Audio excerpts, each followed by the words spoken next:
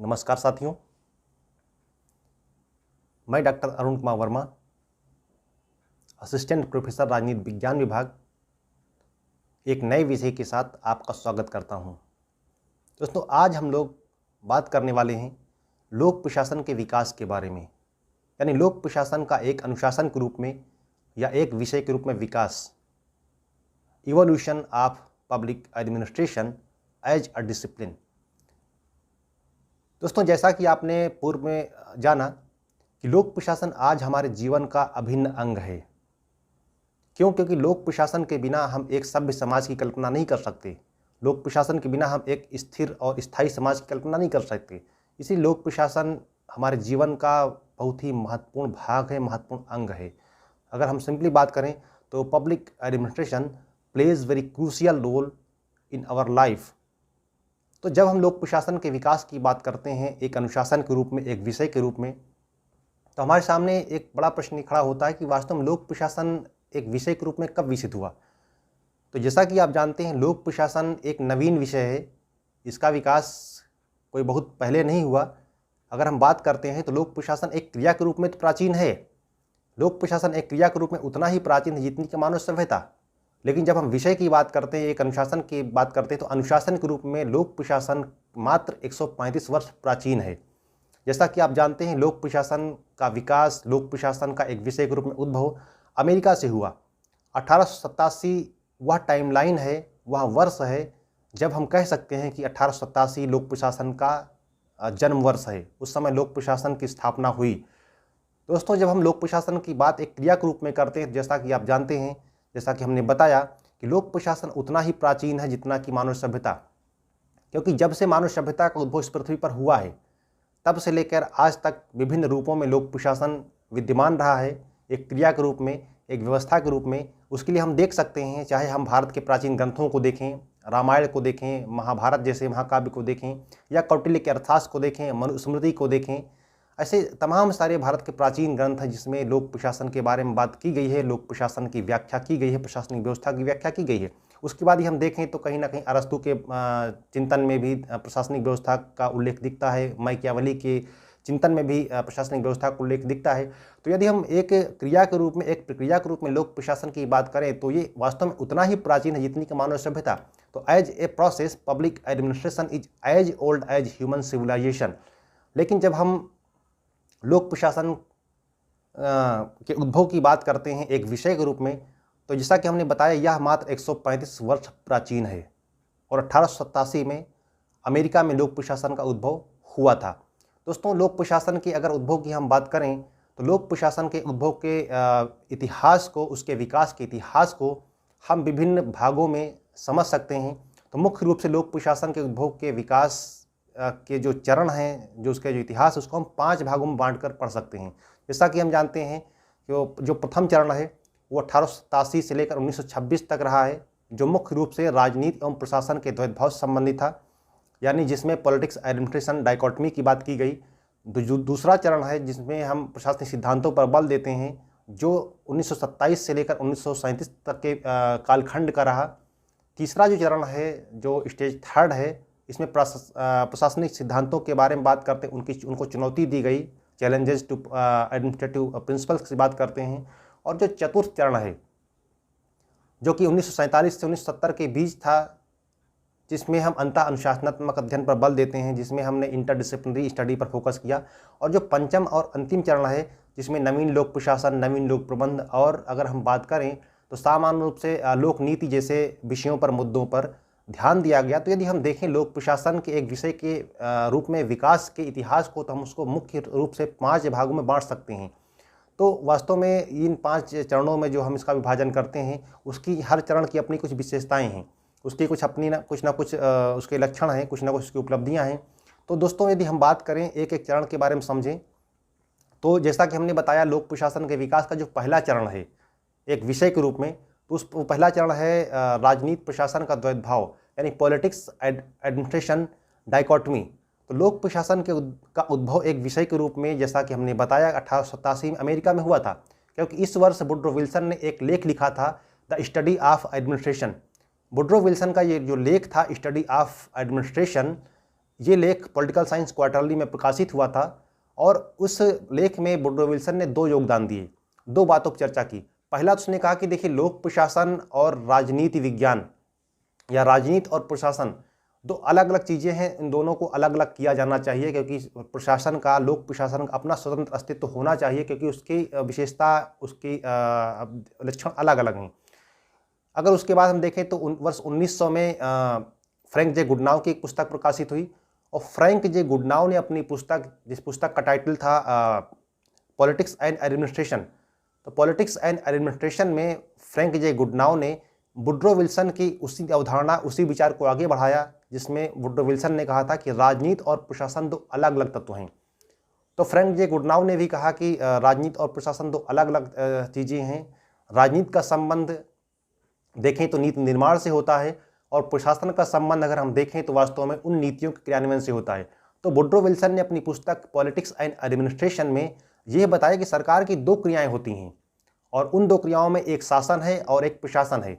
शासन यानी जिसको हम राजनीति कहते हैं, जिसका संबंध केवल और केवल पॉलिसी फार्मुलेशन से है, नीति के निर्माण से है, लेकिन जो प्रशासन का संबंध है, it is concern to the implementation of public policies. तो उसने बताया कि हमको प्रशासन से, राजनीति से प्रशासन को अलग कर देना चाहिए। उसकी यदि हम आगे बात करें तो इसी क्रम में 1926 में लियोनार्ड डी वाइट की पुस्तक प्रकाशित हुई, जिसको एल डी वाइट भी कहते हैं। एल डी वाइट की पुस्तक प्रकाशित हुई जिसका टाइटल था the study of public administration. दोस्तों, यह पुस्तक लोक प्रशासन के लिए अत्यंत महत्वपूर्ण है। महत्वपूर्ण इसलिए है क्योंकि एल डी वाइट की जो पुस्तक थी the study of public administration, यह लोक प्रशासन की पहली पाठ्य पुस्तक थी और इस पाठ्य पुस्तक में एल डी वाइट ने वुडरो विल्सन, गुडनाव के उसी तर्क को आगे बढ़ाया। उसने कहा कि वास्तव में प्रशासन राजनीति से पृथक है, राजनीति से प्रशासन को पृथक कर देना चाहिए। और इन तीनों विचारकों ने, तीनों विद्वानों ने वास्तव में लोक प्रशासन को एक स्वतंत्र विषय के रूप में स्थापित करने का पूरा प्रयास किया और ये बताया कि प्रशासन वास्तव में राजनीति से अलग है, उसकी क्रियाएं अलग है, उसका स्वरूप अलग है, उसका नेचर अलग है। अब कई बार बात होती है कि लोक प्रशासन की पुस्तक की बात करते हैं तो कहीं ना कहीं एक पुस्तक का नाम यहाँ और जिक्र करने की आवश्यकता है। एल डी वाइट की जो पुस्तक है the study of public administration, ये लोक प्रशासन की पहली पाठ्य पुस्तक है।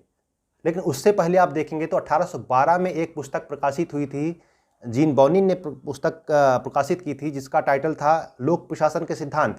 हालांकि जीन बोनिन की जो पुस्तक थी वो लोक प्रशासन की विशुद्ध पुस्तक नहीं थी, लेकिन फिर भी लोक प्रशासन की एक पुस्तक थी वो, जो कि 1812 में प्रकाशित हुई। जीन बोनिन एक फ्रांसीसी विचारक था जिसने लोक प्रशासन के सिद्धांतों के आधार पर, व्यवस्था के आधार पर उसने एक पुस्तक प्रकाशित की थी, लोक प्रशासन के सिद्धांत। तो इसको भी आप कोट कर सकते हैं। तो इस प्रकार आप देखेंगे जो लोक प्रशासन के विकास का जो पहला चरण था, जो फर्स्ट स्टेप था, उसमें आपने देखा कि इसमें मुख्य रूप से इस बात पर बल दिया गया, इस बात पर जोर दिया गया कि किस प्रकार से लोक प्रशासन को राजनीति के क्षेत्र से, राजनीति की जो छाया है, उसकी जो शैडो, उससे अलग करने की जरूरत है। तभी हम लोक प्रशासन को एक स्वतंत्र विषय के रूप में स्थापित कर पाएंगे। उसके बाद दोस्तों, जब बात करते हैं दूसरे चरण की, जो दूसरा चरण मुख्य रूप से जो है जिसमें प्रशासनिक सिद्धांतों पर बल दिया गया। और प्रशासनिक सिद्धांतों पर बल क्यों दिया गया? क्योंकि इस चरण में मुख्य रूप से ये कहा गया कि वास्तव में लोक प्रशासन एक विज्ञान है और लोक प्रशासन को हम विज्ञान के रूप में स्थापित कर सकते हैं। तो दूसरे चरण का जो आरंभ है वो आप देखेंगे बिलोबी की पुस्तक के प्रकाशन से आरंभ हुआ। बिलोबी की पुस्तक थी प्रिंसिपल्स ऑफ पब्लिक एडमिनिस्ट्रेशन। तो बिलोबी की जो पुस्तक थी प्रिंसिपल्स ऑफ पब्लिक एडमिनिस्ट्रेशन, उसका प्रकाशन हुआ। उसके प्रकाशन के बाद तमाम बुद्धिजीवियों ने ये तर्क दिया कि लोक प्रशासन को स्वतंत्र विषय के रूप में स्थापित करने के लिए बहुत सारे सिद्धांतों की आवश्यकता पड़ेगी और बिना सिद्धांत के हम लोक प्रशासन को एक विषय के रूप में स्थायित्व प्रदान नहीं कर सकते। तो उसके बाद देखेंगे कि बहुत सारे विचारकों ने, जैसे मुने और रेले ने अपनी पुस्तक प्रिंसिपल्स ऑफ ऑर्गेनाइजेशन में 4 सिद्धांतों की बात की। हेनरी फियोल ने अपनी पुस्तक इंडस्ट्रियल एंड जनरल मैनेजमेंट में 14 सिद्धांतों की बात की। लूथर कुलिक और लिंडल उर्विक ने papers on the science of administration में 10 सिद्धांतों की बात की। तो दोस्तों, ये दूसरा चरण था लोक प्रशासन के विकास का।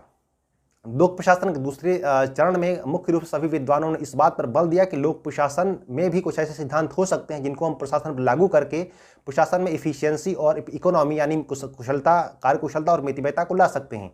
और प्रशासन वास्तव में एक विज्ञान है, इसलिए हमको कुछ ऐसे सिद्धांतों की खोज की जानी चाहिए, करनी चाहिए, जिनको लागू करके न सिर्फ प्रशासन को हम एक स्वतंत्र रूप से स्थापित कर पाएंगे, लोक प्रशासन को एक विषय के रूप में स्वतंत्र रूप से स्थापित कर पाएंगे, बल्कि हम लोक प्रशासन को स्थायित्व प्रदान कर पाएंगे और प्रशासनिक व्यवस्था में कार्यकुशलता और मितव्ययता को भी हम ला पाएंगे। तो ये क्लियर हो गया होगा। जब तीसरे चरण की हम बात करते हैं, तीसरा चरण जिसमें प्रशासनिक सिद्धांतों की चुनौती दी गई, तो दूसरा चरण था जिसमें प्रशासनिक सिद्धांतों की खोज की गई, जिसमें कहा गया कि लोक प्रशासन की स्थिरता के लिए, स्थायित्व के लिए बहुत सारे सिद्धांतों की आवश्यकता है। उसमें बहुत सारे विचारकों ने सामने बताए, मोनेरेले ने, हेनरी फियोल ने, लिंडल उर्विक और लूथर गुलिक ने कई विचार दिए। तो उसके बाद देखेंगे जो तीसरा चरण आता, तीसरे चरण का जो मुख्य कॉन्सेप्ट है या मुख्य अवधारणा, इसमें प्रशासनिक सिद्धांतों की चुनौती दी गई, यानी challenges to the administrative principles. तो तीसरे चरण की जो शुरुआत होती वास्तव में प्रशासनिक सिद्धांतों की आलोचना से होती है। इस चरण में सबसे पहले 1938 में चेस्टर बर्नार्ड की एक पुस्तक प्रकाशित हुई, और चेस्टर बर्नार्ड की जो पुस्तक प्रकाशित जिसका टाइटल था the functions of executive. Functions of executive में उसने ये कहा कि लोक प्रशासन चूंकि एक सामाजिक विज्ञान है, तो लोक प्रशासन में सामाजिक विज्ञान होने के नाते लोक प्रशासन में सिद्धांतों की अपेक्षा हमको सामाजिक, मनोवैज्ञानिक और व्यवहारिक तथ्यों पर ज़्यादा ध्यान देने की आवश्यकता है। यानी चेस्टर बर्नार्ड ने कहा कि चूंकि लोक प्रशासन एक सामाजिक विज्ञान है और सामाजिक विज्ञान होने के नाते हमें को सिद्धांतों पर बहुत अधिक बल देने की आवश्यकता नहीं है। लोक प्रशासन को स्थायित्व प्रदान करने के लिए, कार्यकुशलता प्रदान करने के लिए, एक पॉपुलैरिटी प्रदान करने के लिए, लोकप्रियता प्रदान करने के लिए हमको लोक प्रशासन के मनोवैज्ञानिक और व्यवहारवादी तत्वों पर बल देने की आवश्यकता है। इसी क्रम में हम देखें तो 1947 में हर्बर्ट साइमन की पुस्तक प्रकाशित हुई। हर्बर्ट साइमन की पुस्तक प्रकाशित हुई जिसका टाइटल था the proverb of administration. The proverb of administration में हर्बर्ट साइमन ने कहा कि जो प्रशासनिक सिद्धांत हैं, वास्तव में प्रशासनिक सिद्धांत तो कहावतें हैं, ये प्रोवर्ब्स हैं। उसने कहा लोक प्रशासन में सिद्धांतों का कोई औचित्य ही नहीं है, बल्कि लोक प्रशासन में हमको व्यवहारवादी दृष्टिकोण अपनाने की आवश्यकता, हमको एक बिहेवियरल अप्रोच अडॉप्ट करने की आवश्यकता है। उसने और राजनीति के प्रशासन के द्वैतभाव का जो कॉन्सेप्ट था, जिसमें राजनीति और प्रशासन को अलग करने की बात वुडरो विल्सन ने की और गुडनाउ ने की या एल.डी. व्हाइट ने की, उसको पूरी तरह से नकार दिया। और उसने कहा कि लोक प्रशासन के अध्ययन के लिए हमको अनुभववादी उपागम को अपनाने की आवश्यकता है। तो अगर हम तीसरे चरण की बात करें, यहाँ पर प्रशासनिक सिद्धांतों को चुनौती दी गई, उनको चैलेंज किया गया कि वास्तव में लोक प्रशासन के क्षेत्र में प्रशासनिक सिद्धांतों को कोई आवश्यकता नहीं है। और उन्होंने बताया कि लोक प्रशासन को अध्ययन करने के लिए, इसको समझने के लिए, इसको स्थायित्व प्रदान करने के लिए हमको वास्तव में व्यवहारवादी, मनोवैज्ञानिक तत्वों को अपनाने की आवश्यकता है, और हमारा जो उपागम है वो उपागम अनुभववादी होना चाहिए। तो इस चरण में जो तीसरे चरण में मुख्य रूप से बात की गई कि लोक प्रशासन के आधार को हमको न कि सैद्धांतिक आधार पर, बल्कि मनोवैज्ञानिक, व्यवहारवादी और अनुभववादी तत्वों पर आधारित करने की आवश्यकता है। दोस्तों, तीसरे चरण में जैसा कि हमने बताया, तीसरे चरण के बाद चौथा जो चरण आता है, इसमें मुख्य रूप से इसका शीर्षक है या मुख्य रूप से जिसमें जिस अवधारणा बल दिया गया वो है अंतः अनुशासनात्मक अध्ययन बल, यानी इम्फोसिस ऑन इंटरडिसिप्लिनरी स्टडी। तो चौथा चरण जो 1947 से 1970 के बीच रहा, इसका आरंभ अगर हम बात करें तो इसका आरंभ भी राजनीति प्रशासन के द्वैतभाव और प्रशासनिक सिद्धांतों की आलोचना से शुरू हुआ। क्योंकि वास्तव में जब तीसरे चरण में जब राजनीति और प्रशासन के द्वैतभाव और प्रशासनिक सिद्धांतों की आलोचना की गई, तो लोक प्रशासन के समक्ष एक संकट उत्पन्न हो गया, उसकी पहचान का संकट उत्पन्न हो गया। और ये समझ में नहीं आ रहा था तमाम विद्वानों की अब क्या किया जाए, क्योंकि लोक प्रशासन का अपना कोई आधार तो है नहीं, कोई आधार सिद्धांत तो है नहीं। तो ऐसे में कहा गया कि कुछ विद्वानों ने कहा कि लोक प्रशासन को राजनीति विज्ञान की ओर वापस जाना चाहिए, जो कि उसकी मदर साइंस है। कुछ विद्वानों ने कहा नहीं, हमको लोक प्रशासन के अध्ययन को अंतः अनुशासनात्मक बनाने की आवश्यकता है, हमको इसके अध्ययन क्षेत्र को, इसके आधार को और व्यापक बनाने की आवश्यकता है, इसको अन्य सामाजिक विज्ञानों से जोड़ने की आवश्यकता है। इसी में नव मानव संबंध उपागम का विकास हुआ, फ्रेडरिक्स का पारिस्थितिकी उपागम का विकास हुआ। उसके बाद में विंसेंट ओस्टम ने लोक विकल्प चयन उपागम यानी पब्लिक चॉइस अप्रोच की व्याख्या की। और इसी चरण में कहीं ना कहीं नवीन लोक प्रशासन की अवधारणा का भी उद्भव हुआ। तो यदि हम देखें चौथे चरण की ये बात करें, चौथे चरण में लोक प्रशासन के आधार को और अधिक व्यापक बनाने की बात की गई, ताकि लोक प्रशासन को हम स्थायित्व प्रदान कर सकें और लोक प्रशासन को कहीं ना कहीं एक एक्सेप्टेबिलिटी, जो स्वीकार्यता है, वो प्रदान कर सकें। तो चौथे चरण के बाद यदि हम बात करते तो पांचवा चरण था, जिसको हम कहते हैं 1970 के बाद का चरण है, जिसमें नवीन लोक प्रशासन पर बल दिया गया, नवीन लोक प्रबंध पर बल दिया गया, लोक विकल्प चयन पर बल दिया गया। तो बहुत सारी चीज़ निकल कर गई। जैसा कि आप जानते हैं, जब आपने नवीन लोक प्रशासन पढ़ा होगा या आप पढ़ेंगे, तो नवीन लोक प्रशासन का उद्भव क्यों हुआ? क्योंकि 1970 के दशक के पहले अगर देखेंगे तो अमेरिकी समाज टूट-फूट की परिस्थिति से गुजर रहा था। तमाम सारी वहाँ सामाजिक समस्याएं थी। उन समस्याओं को दूर करने में, समझने में लोक प्रशासन कहीं ना कहीं असफल साबित हो रहा था। इसीलिए अमेरिकी विद्वानों ने, युवा विद्वानों ने एक नई विचार या विचारधारा जन्म दिया, जिसको कहा गया नवीन लोक प्रशासन। तो चतुर्थ चरण में मुख्य रूप से लोक प्रशासन को उसके प्राचीन आवरण से निकाल करके, प्राचीन डिस्कशन से निकाल करके, उसके व्याख्या से निकाल करके एक नवीन अवधारणा देने का प्रयास किया गया, जिसमें कहा गया कि लोक प्रशासन को बदलते समय के साथ रिलेवेंस होना चाहिए, प्रासंगिक होना चाहिए और सामाजिक न्याय का आधार होना चाहिए। और इसलिए वहाँ पर फिर एक नवीन लोक प्रशासन की अवधारणा की व्याख्या की गई। तो नवीन लोक प्रशासन जो कि 1970 में आता है, जिसको आप पढ़ेंगे, उसने लोक प्रशासन की वैचारिक आधार को व्यापक बनाया, उसके कार्य आधार को व्यापक बनाया और उसके चिंतन को व्यापक बनाया। उसने एक आधार तत्व प्रदान किया। तो नवीन लोक प्रशासन के बाद फिर आप देखेंगे नवीन लोक प्रबंध की अवधारणा भी आई, जिसने लोक प्रशासन को और कार्यकुशल बनाने की बात की। इसमें E3 की बात की गई, जिसमें इफिशियंसी, इफेक्टिवनेस और इकोनॉमी की बात की जाती थी, यानी कार्यकुशलता, प्रभावशीलता और मितव्ययता की बात की जाती थी, ताकि लोक प्रशासन को और अधिक व्यापक बनाया जा सके। तो यदि हम दोस्तों देखें लोक प्रशासन के विकास को, लोक प्रशासन का एक विषय के रूप में विकास कैसे हुआ, तो इसका विकास कई चरणों में होकर हुआ है, कई चरणों से गुजरने के बाद हुआ है। और आज भी लोक प्रशासन का विकास पूर्णतः हो नहीं पाया। आज भी लोक प्रशासन कहीं ना कहीं राजनीति विज्ञान की छाया के रूप में, एक साइडो के रूप में है। अगर हम देखें तो आज लगभग 50 से ज़्यादा विश्वविद्यालयों में, सैकड़ों कॉलेजेस में लोक प्रशासन पढ़ाया जाता है। लेकिन आज भी लोक प्रशासन एक कहीं ना कहीं स्वतंत्र विषय के रूप में नहीं, बल्कि राजनीति विज्ञान के एक पेपर के रूप में, एक प्रश्न पत्र के रूप में पढ़ाया जाता है। तो आज भी लोक प्रशासन अपने स्वतंत्र अस्तित्व के लिए संघर्ष कर रहा है। आज भी हम चर्चा लोक प्रशासन करते हैं, तो आज भी लोक प्रशासन राजनीति विज्ञान के अंग के रूप में है। आप में से बहुत सारे विद्यार्थी ऐसे होंगे जो लोक प्रशासन पढ़ रहे हैं राजनीति विज्ञान के प्रश्न पत्र के रूप में। इसीलिए हम कहते हैं कि लोक प्रशासन आज भी निरंतर विकासमय है, क्योंकि आज ये लगभग 135 वर्ष प्राचीन अनुशासन है और आज अपनी पहचान के लिए आज भी संघर्ष कर रहा है। अगर हम लोक प्रशासन का एक विषय के रूप में हम इसके विकास को देखें, तो सबसे पहले भारत में 1930 में लखनऊ विश्वविद्यालय ने लोक प्रशासन को एक प्रश्न पत्र के रूप में पढ़ाना आरंभ किया। 1930 में लखनऊ विश्वविद्यालय ने लोक प्रशासन को राजनीति विज्ञान के अंतर्गत एक प्रश्न पत्र के रूप में पढ़ाना आरंभ किया। उसके बाद देखें तो 1937 में मद्रास विश्वविद्यालय ने लोक प्रशासन में एक डिप्लोमा पाठ्यक्रम आरंभ किया। और यदि हम आगे देखते हैं तो 1949 में नागपुर यूनिवर्सिटी ने लोक प्रशासन का एक स्वतंत्र डिपार्टमेंट, स्वतंत्र विभाग स्थापित किया। तो ये एक महत्वपूर्ण यहाँ पर पॉइंट्स को आप ध्यान दे सकते हैं कि 1949 में नागपुर विश्वविद्यालय ने लोक प्रशासन के एक स्वतंत्र विभाग की स्थापना की और जिसके जो हेड बने प्रोफेसर MP शर्मा।